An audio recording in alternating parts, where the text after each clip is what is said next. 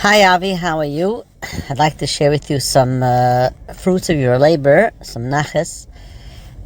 So basically, as you know, our son is basically struggling and totally unaffiliated with everything that's Kamat Shaykh Yiddishkeit has no shaykhs.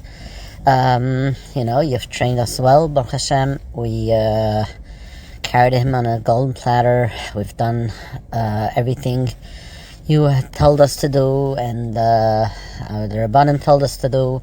We followed your advice and guidance, bombing, love, everything. There was the ups, there was the downs, the struggles.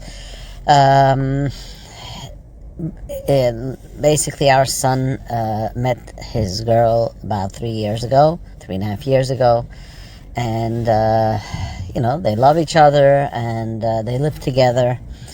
And in the back of our minds, obviously we never said anything, but we were hoping that there's going to come a time where they're going to want to marry Kedas Moshe Yisrael. Now, obviously, there's no mention, and we never pursued it. We never even hinted to them. And one day, they decided to get engaged. Okay, but still, we thought it was more symbolic than has any meaning for anything. And then a year and a half later, after their engagement, girl, my son, want to go ahead with a chuppah, Kedas Moshe Yisrael. It's something that was like Kriyas Yamsif, something we never thought was going to happen. And Baruch Hashem, I am skipping most of the details and most part of the story because it's going to take too long to leave you in a voice note. It was just unbelievable. We right away, we booked a hall, and my son and his Kala, they basically, did all the arrangements of the weddings because they wanted to have it the way they wanted to have it. And we said, okay, we're just, I guess, we're going to pay for it. And and her parents were all on board. And Baruch Hashem, everything went smooth sailing. The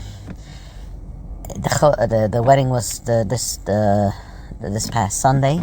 It was a beautiful wedding, although we had no idea in the details of what it's going to look like. We braced ourselves for anything and everything, and it turned out to be they took us very much into consideration, and they made this wedding very like almost a Chassidish wedding. I couldn't believe it, and we hadn't asked for anything.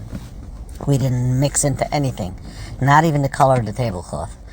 Not only that, the day of the chuppah, the chassan, my kip, asked him, he wants to go to mikveh, and he wants to put on tefillin, and he wants to daven mincha that a chassan davens. I don't know how to explain this. For us, these things are earth-shattering.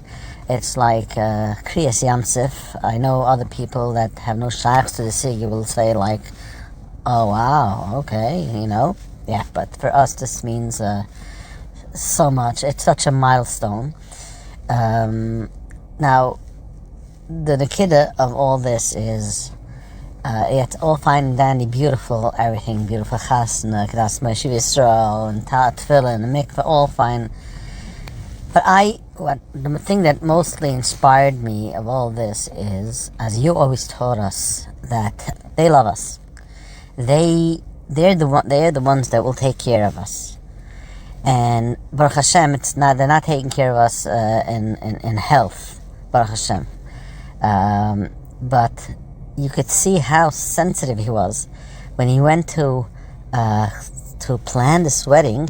He was thinking, how will my father like it? How will my mother like it? What's going to make them feel comfortable? And that, that's just unbelievable. It's unbelievable. That could not happen any other way. Only when the child feels very, very connected. When the child feels that you love him unconditional, then he will treat you also unconditional. Thank you, Avi, and may Hashem bench you for all you have done, and may Hashem help that you should keep on getting such nachas calls and such inspirational stories, and we should hear only nachas from our children, and Hashem Mashiach should come, and V'nigla Kvod Hashem. Thank you, Avi. Kol Tov.